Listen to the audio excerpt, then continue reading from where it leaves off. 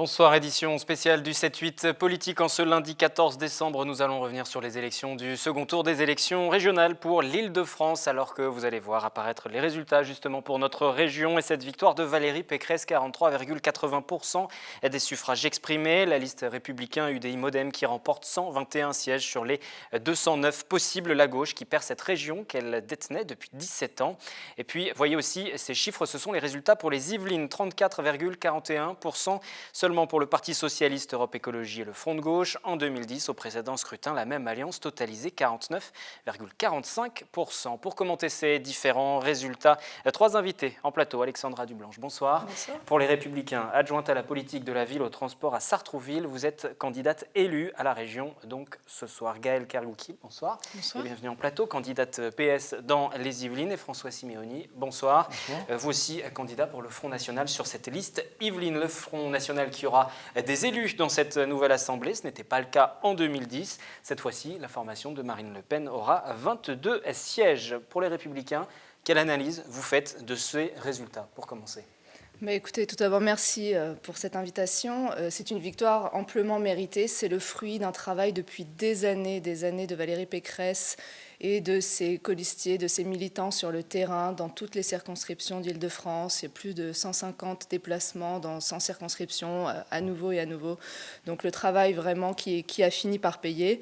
Une petite parenthèse sur Sartrouville, puisque je suis élue de Sartrouville, c'est la première fois que la droite arrive en tête à des élections nationales depuis les années 90. Donc là aussi, c'est une grande victoire. Après, c'est aussi une très grande responsabilité. Ce n'est pas un chèque en blanc que les Franciliens nous ont fait. Il y a beaucoup de travail sur la table. Il faut rattraper tout ce qui n'a pas été fait depuis 17 ans par l'ancienne majorité socialiste.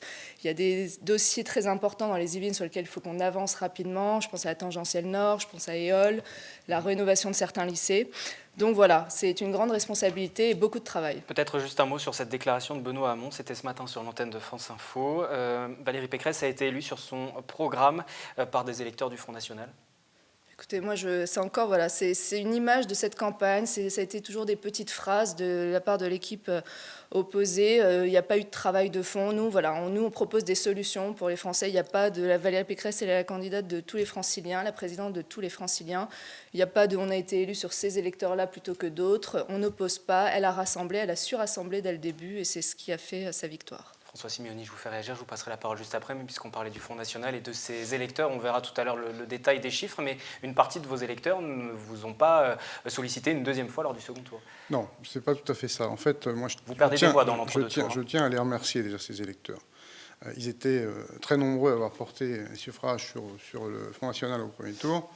Et au deuxième tour, en Île-de-France, il y a effectivement une partie de nos électeurs qui ont fait le choix de sortir la gauche. Voilà, ça c'est effectif.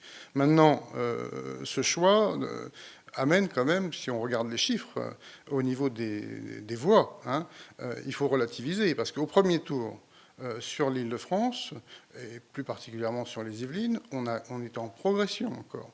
On était en progression par rapport au départemental. On a gagné 1200 voix par rapport au départemental. Et le recul que vous mentionnez, dû au choix de nos électeurs, effectivement, de sortir la liste de gauche, doit être aussi relativisé, parce que... C'est 12 000 voix en moins, sur l'ensemble de l'Île-de-France. Vous passez de 85 à 73 000 voix. 11 000 voix, je crois, j'ai fait le calcul, mais bon, peu importe. Mais effectivement, vous avez, si on compare ce nombre de voix par rapport aux voix des européennes, eh bien, ça ne fait que 1500 voix de moins. Et je me rappelle que pour les européennes, on avait dit que le Front National avait remporté un franc succès.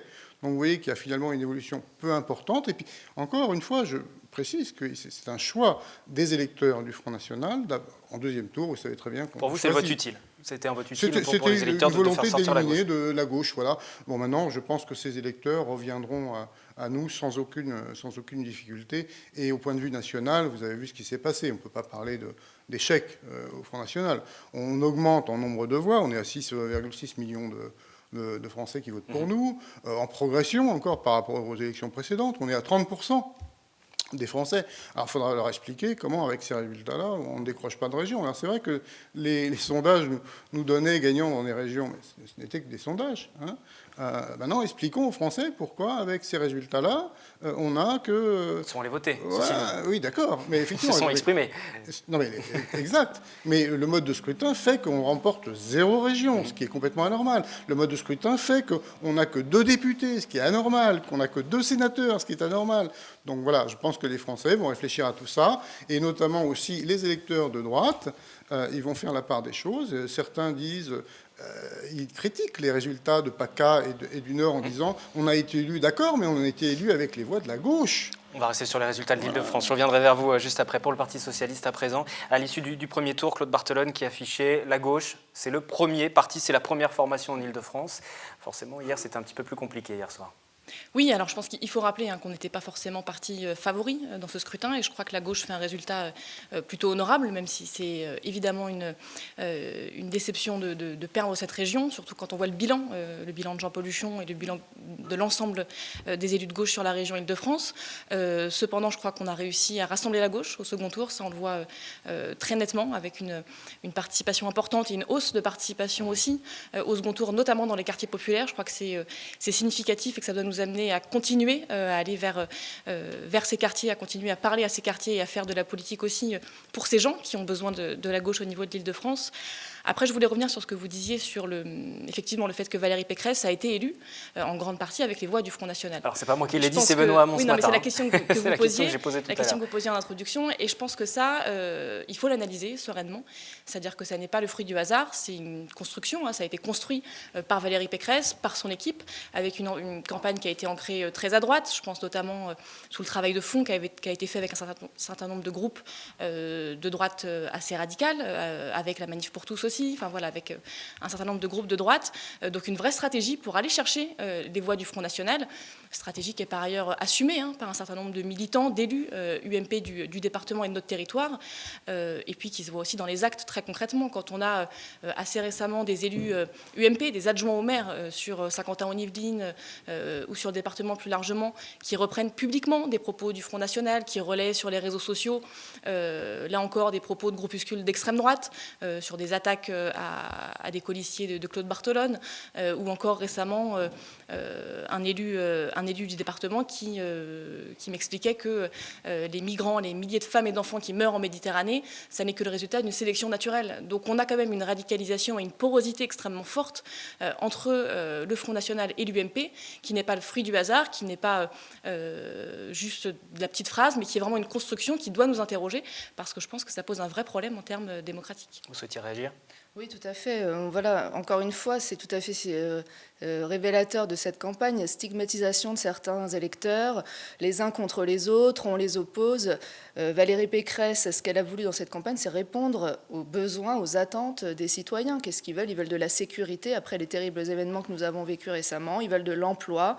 Et donc c'est quelque chose qu'elle a adressé, contrairement à un Claude Barthelone qui, dans sa profession de foi, ne prononce même pas une fois le mot sécurité. Enfin, c'est complètement hallucinant dans la période que nous connaissons actuellement.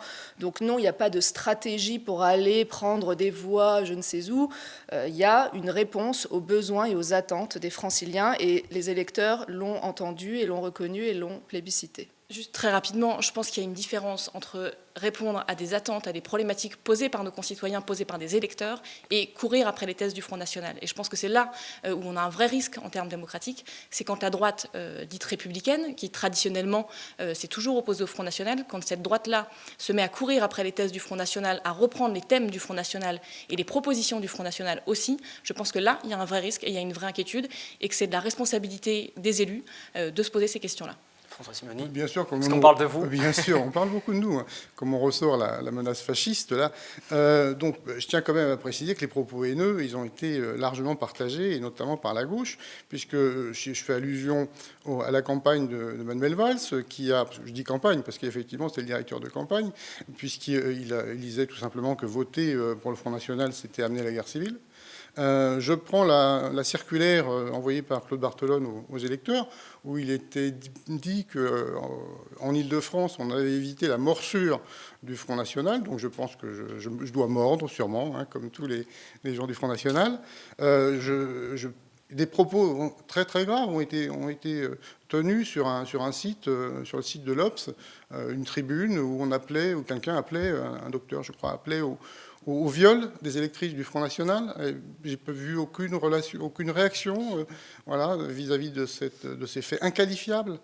Alors moi je pense que la guerre civile, elle est en France, parce que le 13 novembre, c'est des Français qui ont tué des Français. Hein. Donc le résultat de ces politiques très mauvaises d'immigration, d'insécurité hein, et de communautarisme nous ont amenés à cette guerre civile. Alors, ce n'est pas ici au Front National qu'on doit faire ces reproches, c'est au système UMPS qui l'a construit. Vous avez réagi chacun sur cette question. On va juste avancer un petit peu parce que j'aimerais tout de même vous entendre aussi sur la question de l'abstention.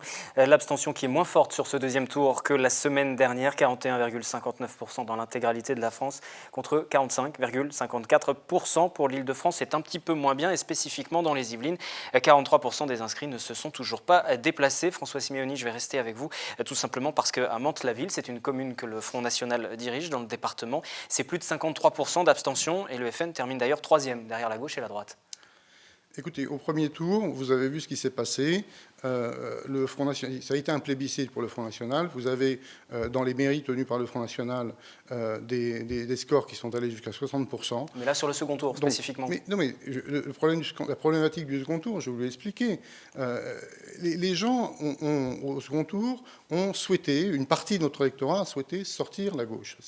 C'est différent. C'est pas la même problématique. Mais il y a 53% d'abstention dans cette commune-là, si on parle de cette commune. Oui, mais si vous voulez, les chiffres de l'abstention sont ce qu'ils sont, effectivement, mais le problème, c'est de motiver les électeurs, et la motivation pour ce second tour, je vous dis, avec cette complexité dans les appels au vote, comment voulez-vous qu'on s'y retrouve? Les gens, dans certaines régions, les gens de gauche appelaient à voter à droite, les gens de droite appelaient à voter à gauche, enfin, on ne pouvait pas s'y retrouver. Donc je pense que le problème de l'abstention, c'est un problème qui existe, mais c'est pas particulièrement un problème qui concerne le Front National, parce qu'encore une fois, si je vous rappelle les chiffres en termes de nombre de voix, nous, au premier tour, on est encore gagnant par rapport aux élections précédentes. J'évoquais cette question de l'abstention. Dans des communes de gauche aussi, l'abstention a été forte. À Trappes, c'est plus de 58%, ou encore à la Verrière, 56% des communes de gauche. Donc, votre réaction, ces électeurs qui ne se déplacent pas dans vos villes? Oui, alors dans nos villes où... Dans les villes en tout cas qui sont... Globalement, c'est vrai qu'il y a une abstention qui est plutôt forte, même si je pense qu'il faut quand même noter et remarquer qu'il y a eu une remobilisation extrêmement importante sur le second tour. Vous parliez de Trappes par exemple, on a eu une hausse de 10% de la participation. Trappes qui partait de très loin aussi. Oui, mais quand même une hausse de 10%, ce qui prouve que les électeurs ont su se remobiliser au second tour. Après, je pense que ça pose cette abstention qui est massive, globalement une question importante, qui est la question de la différenciation entre la gauche et la droite. Et je pense que ce refus d'aller aux urnes, ce refus de se saisir du bulletin de vote, c'est une manière pour les électeurs de dénoncer, en tout cas de s'opposer à cette indifférenciation droite-gauche. Très concrètement, ça veut dire qu'aujourd'hui, ils ne ressentent pas suffisamment dans les mesures qui sont mises en place la différence entre une politique de gauche et une politique de droite. Ce qui nécessite pour nous, socialistes, partis de gauche, d'avoir une inflexion sur la politique que nous menons et d'être capable de parler de manière plus juste des questions, par exemple, de services publics, dont on a beaucoup parlé ces derniers temps, des questions d'éducation aussi, où beaucoup a été fait, mais on peut encore faire et progresser sur ces questions. En tout cas, je pense qu'il y a une inflexion à avoir qui doit être, à mon avis, assez forte et assez rapide pour pouvoir justement marquer cette différence droite-gauche et changer concrètement le quotidien. Lorsque le Parti socialiste se désiste dans certaines régions, ça n'a pas été le cas pour l'Île-de-France, mais là aussi, ça ne brouille pas un petit peu les cartes pour les électeurs?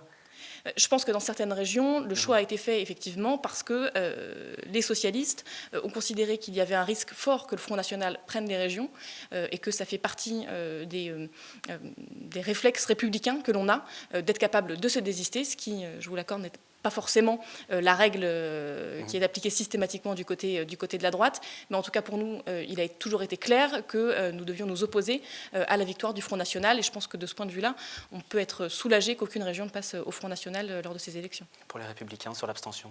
Oui, alors moi, il y a quelque chose qui me dérange dans ce discours ambiant, c'est on sous-entend que les électeurs seraient manipulables d'une part, d'autre part, qu'ils ne sauraient pas faire la différence, que nous, élus, nous saurions faire la différence entre un programme de gauche et un programme de droite, et que eux n'y arriveraient pas.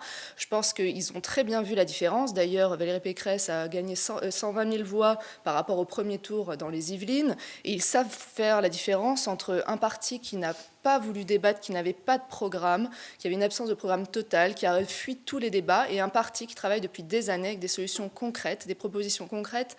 Vous parliez du bilan tout à l'heure, le très bon bilan. Excusez-moi, ça me fait légèrement sourire. Le bilan en termes de transport, aller demander aux usagers du RER A si le bilan est bon, aller demander aux lycéens, je prends encore l'exemple de Sartrouville, des Weiss-Gallois, où il pleut à l'intérieur dès qu'il fait mauvais. Enfin voilà, le bilan est catastrophique. Les franciliens l'ont vu. Maintenant, nous avons une grande responsabilité, je le répète, et nous l'assumerons au maximum. On va écouter deux réactions de maires à présent. Je vous laisse réagir si vous voulez, très brièvement. Oui, sur ce qui vient d'être dit. On parle de l'UMPS, effectivement, ça valide ce qu'on dit depuis des années. Comment les électeurs de droite peuvent s'y retrouver quand on appelle à voter à droite, enfin, comment les électeurs de gauche peuvent s'y retrouver, effectivement, quand on appelle à voter à droite au nord, en PACA. Moi, je pense qu'il faut rendre hommage au candidat de la gauche sur l'Est, qui lui, s'est maintenu, et il a tout à fait raison.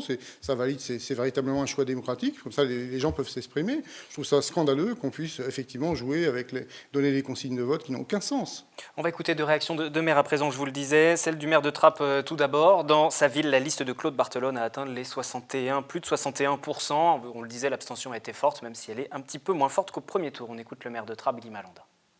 La participation aux élections, c'est un geste citoyen qu'il faut faire au maximum.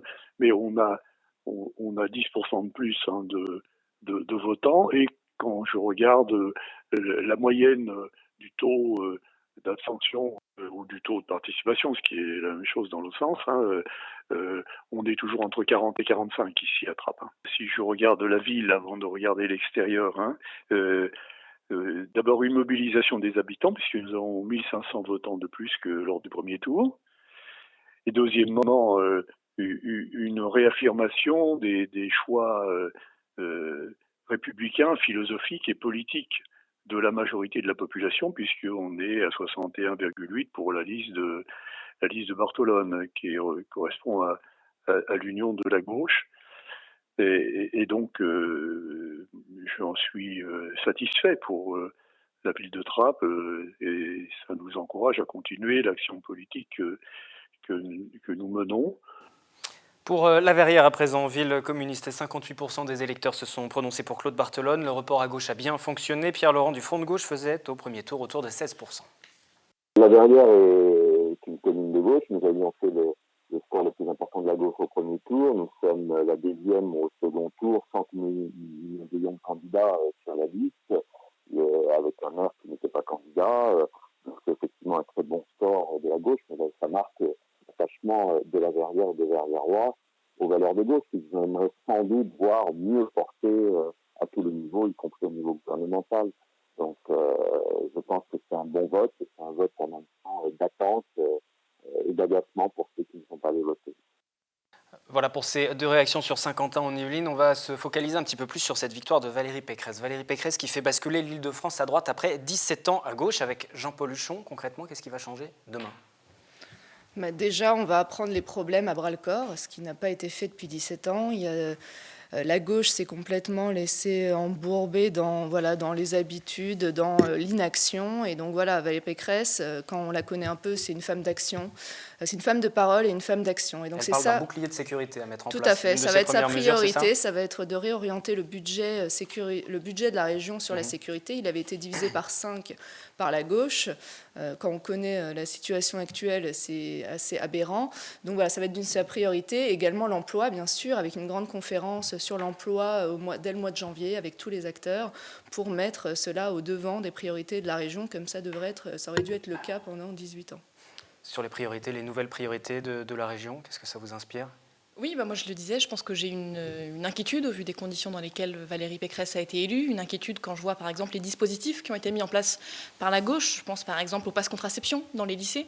Quid quand on voit, quid de l'avenir de ce type de dispositif quand on voit que Valérie Pécresse a été élue avec le soutien d'organisations comme la Manif pour tous qui sont opposées à ce type d'engagement et de système de prévention en faveur des lycéens.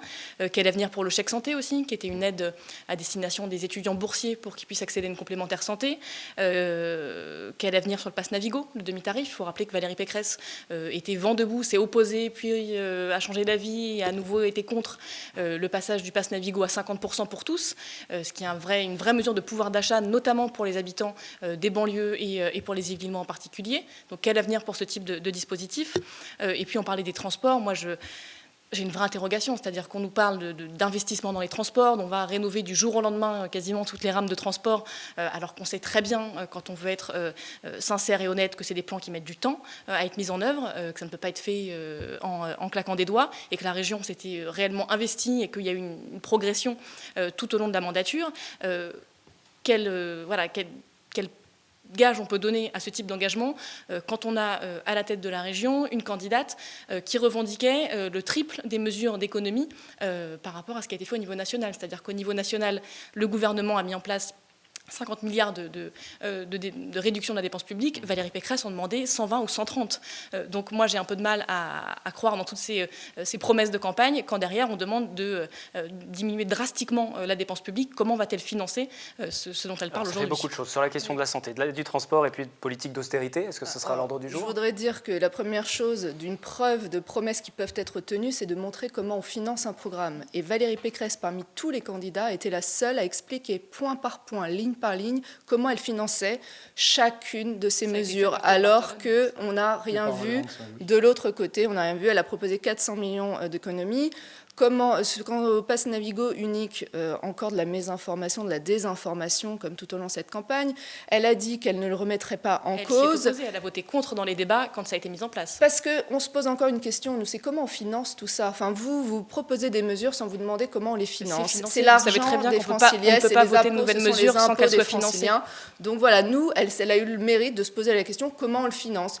Donc elle s'est engagée à le maintenir en le finançant sans augmentation d'impôts. Voilà, donc c'est la preuve qu'elle est sérieuse et que ce sont des mesures qui peuvent être tenues. François Simeoni, vous qui allez siéger dans l'opposition, enfin vous n'allez pas siéger parce que vous étiez 5e sur la liste dans les Yvelines, et il y aura 3 élus Yvelines, mais votre formation va siéger, vous serez dans l'opposition, voilà, ce qui est une première depuis 2010. Au conseil régional, puisqu'on on y est absent depuis les dernières élections, on va rentrer en force, on va rentrer à 22, donc on va pouvoir en faire entendre notre voix, et quand on voit effectivement les votes de Mme Pécresse sur la mandature précédente, il y avait quand même 70% des décisions qui ont été votées en commun avec les socialistes, qui valide complètement ce qu'on appelle nous l'UMPS. Maintenant, au niveau des crédits, voilà, demain on reste gratis. Vous parlez de sécurité, avec qui on va faire cette sécurité? Avec les 19 000 militaires, gendarmes, policiers qui ont été supprimés sous Sarkozy? Je pense que ce sont des propos qui sont complètement irréalistes. Demain, ça sera la suite. On continuera avec les mêmes. On continuera à subventionner notamment l'accueil des migrants, ce qui a été voté par Madame Pécresse. Donc je pense qu'il n'y aura pas de véritable changement. Non, le véritable changement, il va être de notre côté. En fait, on est la seule opposition crédible qui propose une défense de l'État-nation par rapport à une Europe constituée de régions et dirigée par des technocrates à Bruxelles. On fait une pause au cours de ces discussions en plateau pour partir à présent pour le quartier général hier soir de Valérie Pécresse. Nous étions sur place, une de nos équipes y était, Fanny Bourdillon. Et puis juste après, nous irons aussi au QG de Claude Barthelone et de Valran de Saint-Just pour ce reportage Fanny Bourdillon. Donc. On a gagné! On a gagné! Hier soir, la droite francilienne a fêté la fin de 17 ans de pouvoir socialiste. Les militants ont pu savourer leur victoire. Enfin, j'ai envie de dire, et ça fait plaisir de voir que les franciliens font confiance à Valérie Pécresse et l'ensemble de son équipe et à son programme, et qu'ils ont été convaincus par Valérie Pécresse, mais qu'ils ont également désavoué la gestion socialiste des 17 années passées. Pourtant, le score était très serré. À 21h hier soir, la prudence était de mise dans ce café parisien où journalistes et militants attendaient les résultats du second tour. Au QG des Républicains, les sourires commencent à apparaître aux fenêtres. Enfin, peu avant 22h, Valérie Pécresse vient annoncer sa victoire. Chères franciliennes, chers franciliens, j'aime notre région. Mais je sais que vous attendez désormais non pas des déclarations d'amour, mais des preuves d'amour. Eh bien, dans les 6 prochaines années, nous allons tout donner pour vous. Vive l'Île-de-France et vive la France. La tête de liste Yvelines, Valérie Pécresse, remporte 44% des suffrages devant son adversaire principal de ce second tour, le socialiste Claude Barthelone, crédité de 42% des voix. Dans cette triangulaire, le FN arrive 3e avec 14%. Les Républicains remportent donc la région avec une avance très restreinte. Bien sûr, on est extrêmement content que les électeurs aient choisi vraiment de faire le choix du changement. C'était pas évident, c'était serré, et donc ils ont opté pour Valérie Pécresse. Et je crois qu'on en est tous reconnaissants. Maintenant, il faut être clair, il n'y a pas de triomphalisme. On est bien sûr content, on va fêter cette victoire comme il se doit, mais il va falloir ne pas décevoir derrière. Pas le temps de se reposer, Valérie Pécresse deviendra officiellement présidente de la région la plus peuplée de France ce vendredi lors du conseil d'installation avec un objectif clair, faire de l'Île-de-France la première région d'Europe. C'est un objectif qu'on doit atteindre tous ensemble, sans oublier les habitants d'Île-de-France, sans oublier aucun de ces territoires. C'est l'enjeu qui est devant nous, c'est aussi le message que nous avons entendu et je l'aiderai avec tous les parlementaires d'Île-de-France et je l'aiderai avec la sensibilité particulière qui est la mienne pour le territoire. En 2010, la candidate de l'Union de la droite et du centre avait perdu face à Jean-Paul Huchon avec un écart de plus de 10 points. Hier soir, elle tenait sa revanche. Ce qu'a dit Valérie Pécresse tout à l'heure lors de sa conférence de presse, je suis libre, exempt des camps, des clans, des partis. Je crois que c'est ce que les Français attendent aujourd'hui, une nouvelle façon de faire la politique qui tient dans l'action et l'intérêt général. Pour certains, le dérapage de Barthelone à 3 jours du scrutin final, où il avait déclaré que sa rivale défendait en creux Versailles, Neuilly et la race blanche, lui aurait coûté la victoire. La bêtise de la traité de Versailles, oui, on va aller se réunir à Versailles. et après ça, moi personnellement, j'ai été élu conseiller régional, donc il va falloir que, évidemment, on se mette au travail très vite.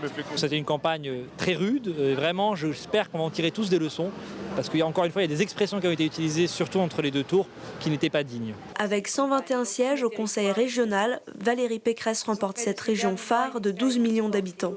Elle devrait quitter son poste de députée des Yvelines dans les prochaines semaines. Les Républicains qui vont donc bénéficier de 121 des 209 sièges en Île-de-France. L'installation officielle se fera vendredi matin. Modem et UDI vont aussi siéger à ses côtés. Sur ces résultats et sur cette question du rapprochement entre les Républicains et le centre, écoutez Bruno Milian, c'est le président du Modem 78. Lui aussi était candidat dans les Yvelines d'ailleurs. Les scores nous obligent à la modestie, de toute façon. Et de toute façon, pour moi, en tout cas pour le centriste que je suis, une victoire, quelle que soit la taille de la victoire, qu'elle soit éclatante ou qu'elle soit serrée, il n'y a pas matière à avoir des éclats de joie et à se répandre partout. Il y a surtout matière à se mettre au boulot pour ne pas décevoir ceux qui nous ont élus et pour faire adhérer ceux qui ne nous ont pas élus.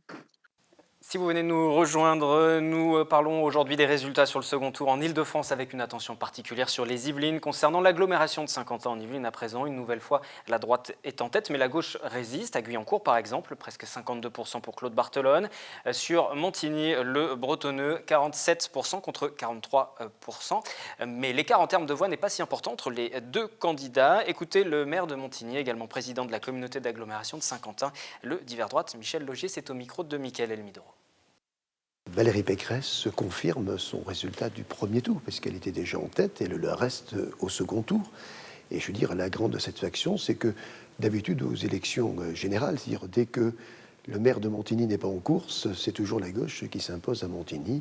Eh bien là, c'est Valérie Pécresse qui s'impose à Montigny pour ma plus grande satisfaction. Ce qui est aussi important et encourageant, c'est que quand je regarde les résultats de 2010, je me souviens quand même que Jean-Paul Huchon avait réalisé un score de 58,70% à Montigny-Bretonneux. Donc on voit qu'en 5 ans, il y a eu un basculement important. François Siméoni pour le Front National. Je voudrais juste vous faire réagir sur la ville de Montigny-le-Bretonneux, puisqu'on vient d'entendre le maire. Vous disiez tout à l'heure, il y a eu ce vote, on va dire peut-être utile, de vos électeurs qui ont choisi de faire barrage à la gauche. Mais sur Montigny-le-Bretonneux, le FN passe de 1600 voix à 1300 voix, de 13 à 9%. Malgré tout, pour peser même dans une opposition, il faut réussir à mobiliser ses électeurs. C'est exactement la même problématique à Montigny-Bretonneux qu'à Versailles. Encore une fois, je vous le dis, les électeurs du Front National ont fait ce choix au deuxième tour de sortir la gauche. Parce que la gauche est haineuse. Les propos qui ont été tenus entre mais avec les un score tours, plus important, vous auriez eu plus d'élus, on va dire. Non, mais d'accord. Siéger de manière plus importante. Bien évidemment, mais il est clair qu'il y a un choix qui est fait par les électeurs. On ne maîtrise pas le choix des électeurs. Ils ont la liberté de considérer qu'effectivement, il fallait sortir la gauche. Une gauche qui traite les Versaillais. Je suis élu à Versailles. Vous êtes élu dans l'opposition à Je Versailles. suis élu à Versailles. Traiter les Versaillais comme ils ont été traités, c'est complètement inadmissible. De tenir des propos comme ça, on peut se demander même à quel point ça n'a pas amené les Versaillais à se porter justement davantage aux urnes ce dimanche. Je pense que ça a eu un effet.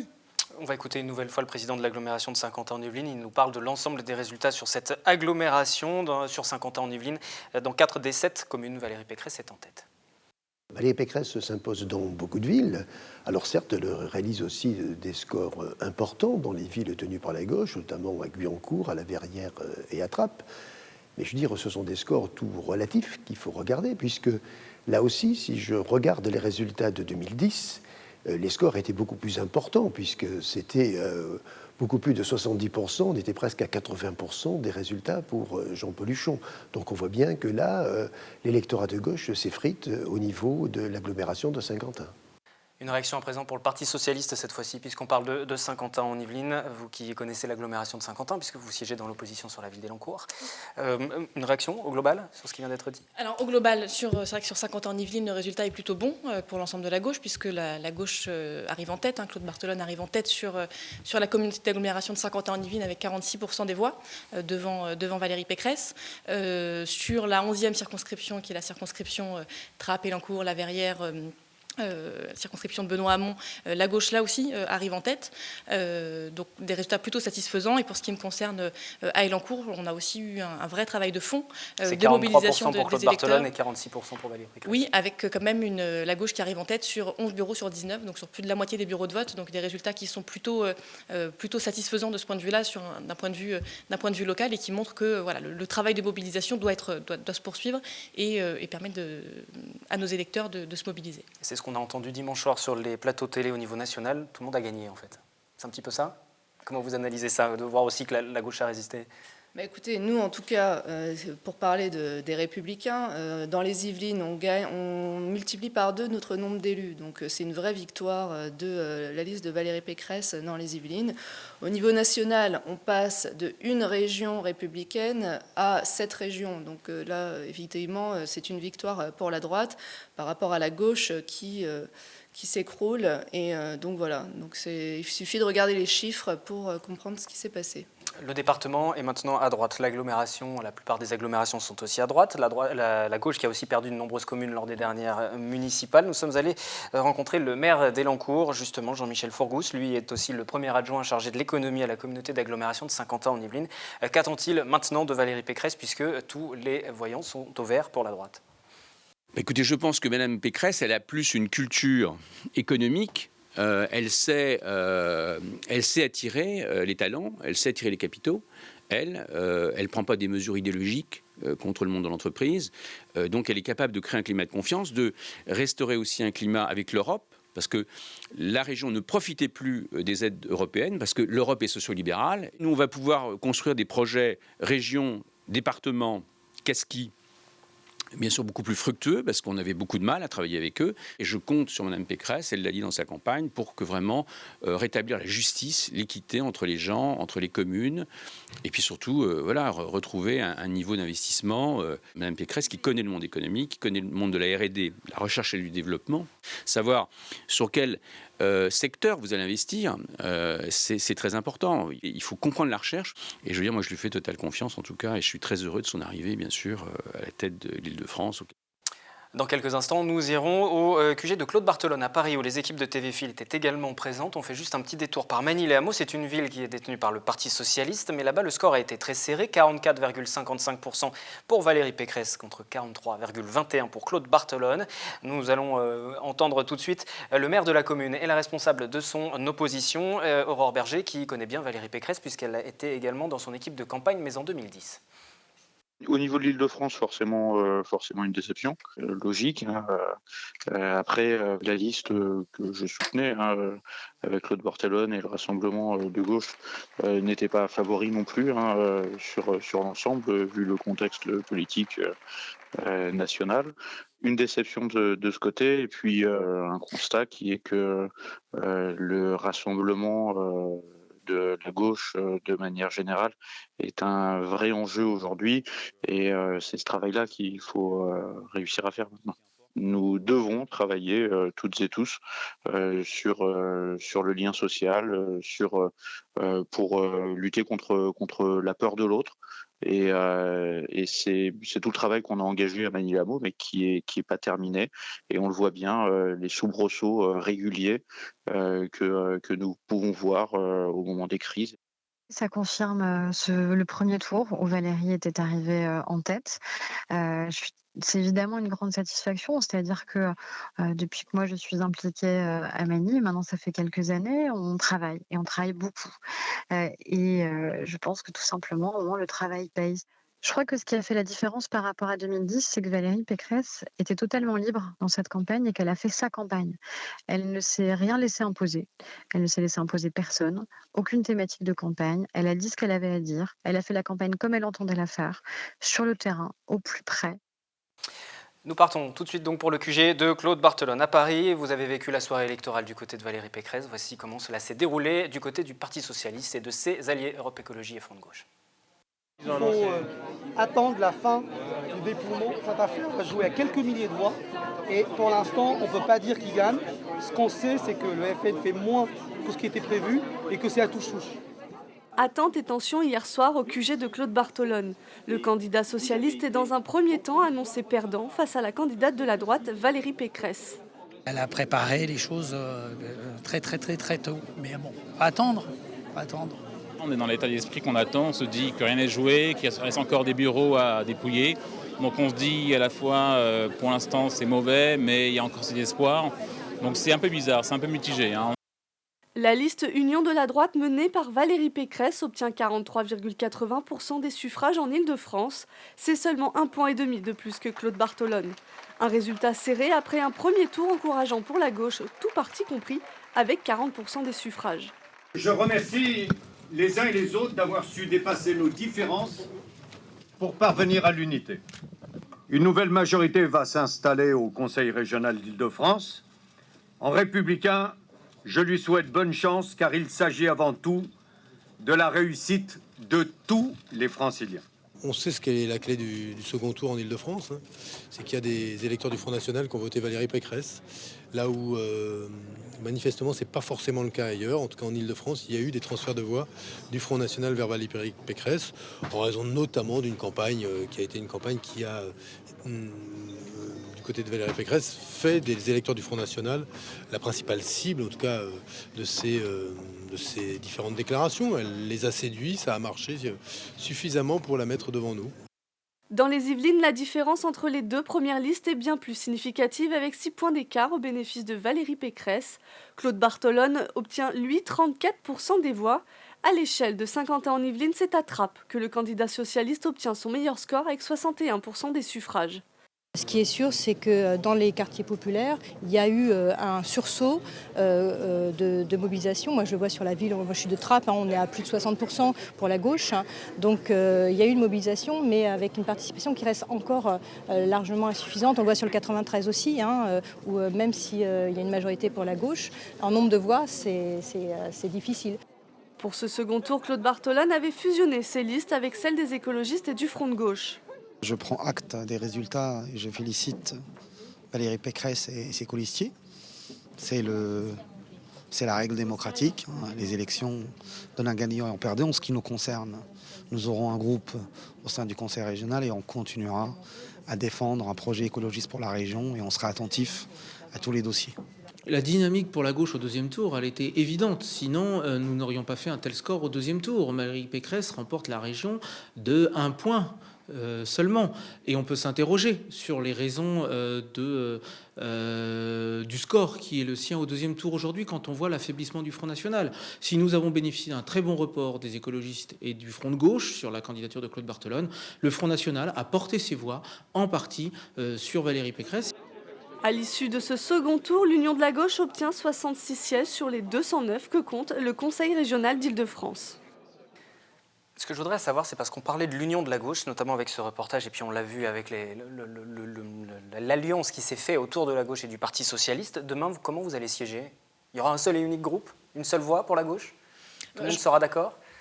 Tout le monde sera d'accord, pas forcément, ça a toujours été le cas, c'est-à-dire qu'il y a des sensibilités qui s'expriment et que même quand on a un groupe constitué, les choix de vote qui sont faits, c'est toujours le résultat là, on est au-delà des sensibilités, il y a des vrais partis, Europe Écologie, le Front de gauche. Oui, mais comme ça a déjà été le cas dans d'autres circonstances, dans d'autres lieux, où on a à un moment l'envie de mener un combat en commun, et je pense qu'il y aura effectivement la nécessité que l'ensemble des partis et des différentes tendances de gauche qui vont siéger ensemble au Conseil régional, qu'elles soient dans une logique de construction et d'opposition commune. Je pense que ce sera indispensable si on veut pouvoir justement porter la voix des franciliens qui nous ont fait confiance pour les défendre à la région, dans le contexte d'autant plus inquiétant dans lequel a été élue Valérie Pécresse. Pour terminer cette édition du 7-8 politique, on s'attarde à présent sur la question du Front National. Valrand de Saint-Just, qui était votre candidat, trésorier du Front National, avocat de la formation politique également, réalise le plus mauvais score au niveau national. Comment vous l'expliquez ?